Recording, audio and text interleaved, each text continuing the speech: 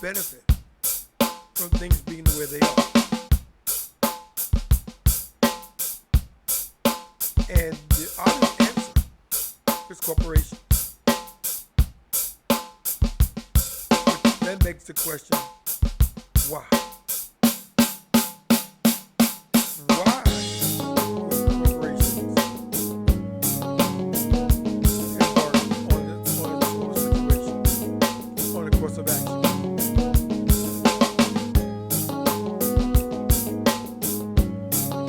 And for that answer, we have to go to the government. Governments have invested in And about the satisfaction of the other guarantee. I have two words for you. Pearl Harbor. And about the satisfaction of the other guarantee. But definitely a bloodbath. President Roosevelt And about the satisfaction of the other guarantee. if up to this point, to that point, And about the satisfaction of the other guarantee. you can fight. Just make sure you fight over there. I don't want anything to do with what you're doing. Just let me live my life in peace. Now, Great Britain was practically begging for our help. And every time that President Roosevelt turned to the American people saying, should we do it? The answer was a resounding no.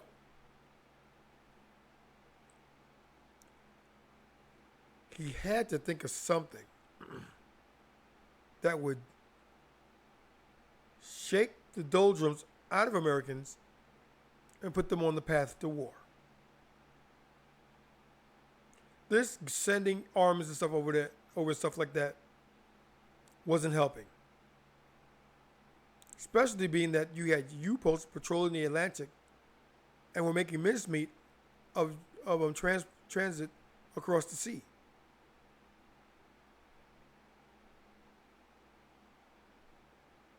So something had to be done.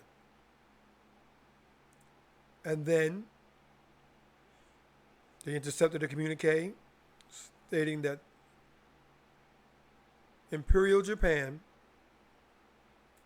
was going to attack Pearl Harbor. They had the information beforehand. And they had two ways they could play it.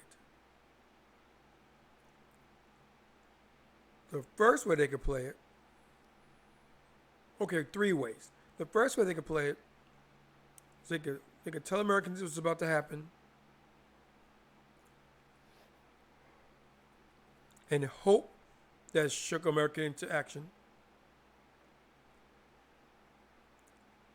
You could pretend you didn't get it, have the event happen, which would shake America into fighting. Or you could do something preemptive and then let America know and hope that they got their butts in gear and went to fight. The first and the third, no. If Americans can bury their heads in the sand, they're going to. Sound familiar, doesn't it? Sounds very familiar. So the president decided to spring it on the populace and shock them into fighting.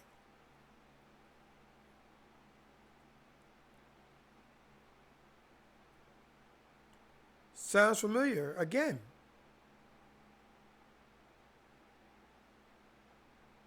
"9/11. They knew it was going to happen. They knew it.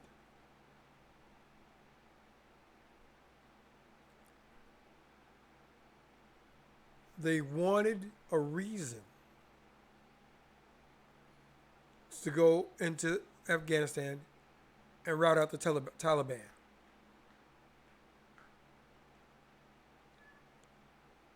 Nine 11 happened. They got their wish. Just like Pearl Harbor happened, and Roosevelt got his wish. The difference was, and to this day I still don't understand exactly why it happened, is that 9/11, we were on the cusp of a solid victory. We pushed the Taliban back to the border. We were ready to finish them off. And suddenly, our focus was diverted to Iran. On the whole, I understand why George Bush wanted the accolades that his father never got, because his father rolled Iraq all the way back to their borders and went no further. He said, no, screw that. I want him out. So we're going to use this weapons of mass destruction rhetoric.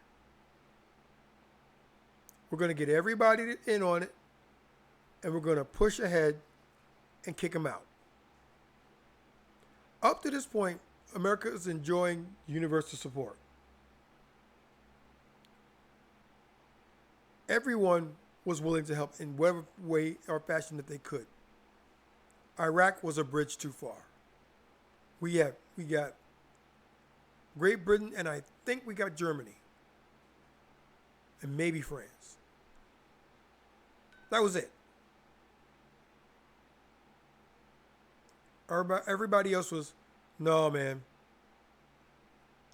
You can do that. We're not doing it, and we don't want you to do it.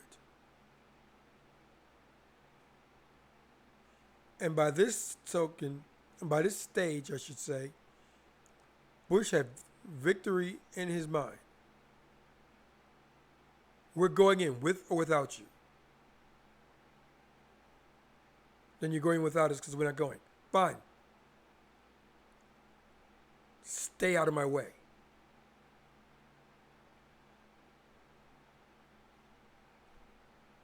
The result was thunder and lightning. And it started with Desert Shield. Because originally it was Iraq was threatening Kuwait with invasion to annex it.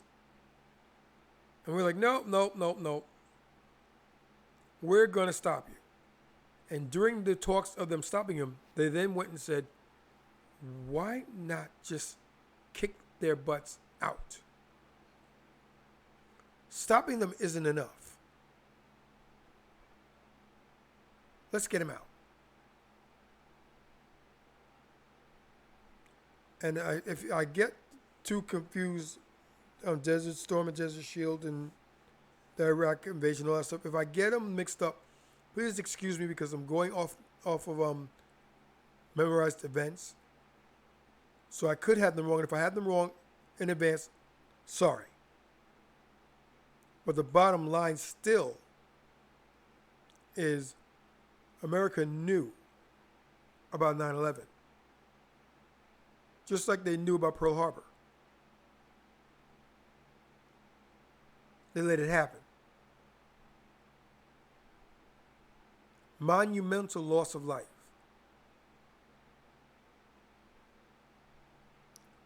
To help American people get angry. And when they get angry, things get done.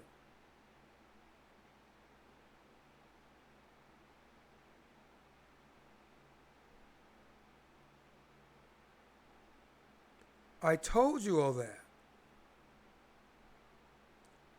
because I don't want to sound like a conspiracy theorist. I don't wear tinfoil hats. I don't buy into it for the most part. It's just that train of thought has some validity to it. I could see that happening.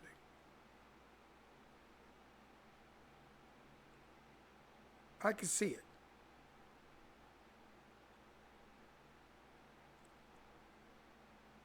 Another reference to it, back in World War II again, Coventry. That name should be very familiar. Enigma worked, and they intercepted a communique saying that Germany was going to bomb Coventry to the ground. Churchill had a choice. He could get them out and save a lot of lives lost. Or he could say nothing, let them bomb it to the ground, and keep their Enigma codes intact. There's no indication that Germany would have known for sure that the Brits had cracked the Enigma code.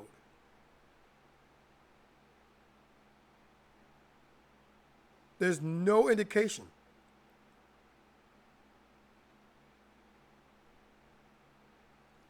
But they let it happen anyway. Just so that it would look to the German high command that Enigma was working properly and they can continue intercepting signals.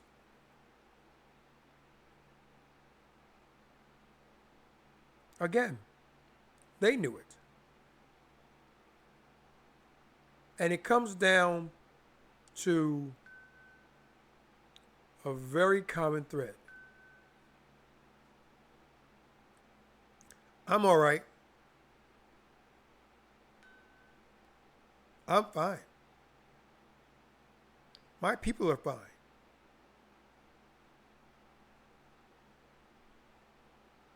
You guys are on your own.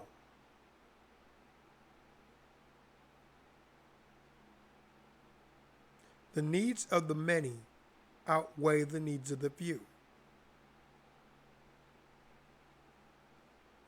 Kind of hard to have that sort of mentality when even one life lost is one life too many. Don't you think?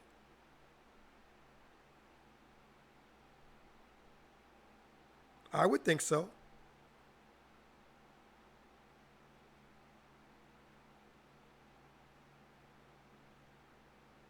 I don't like the way that we're considered collateral damage, acceptable losses.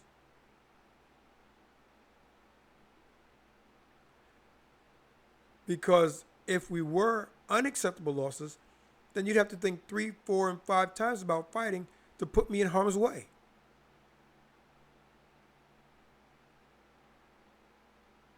Right?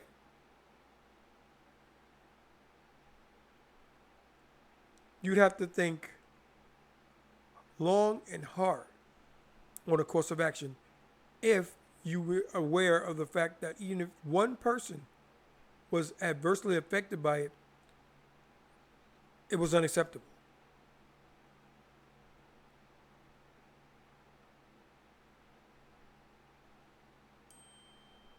Again, just something to think about. And if you know of other things, other factors, or if you just don't agree with it, or if you do agree with it, whatever, leave it in the comments. They will be read, and the real good ones will be the topic of discussion on future podcasts.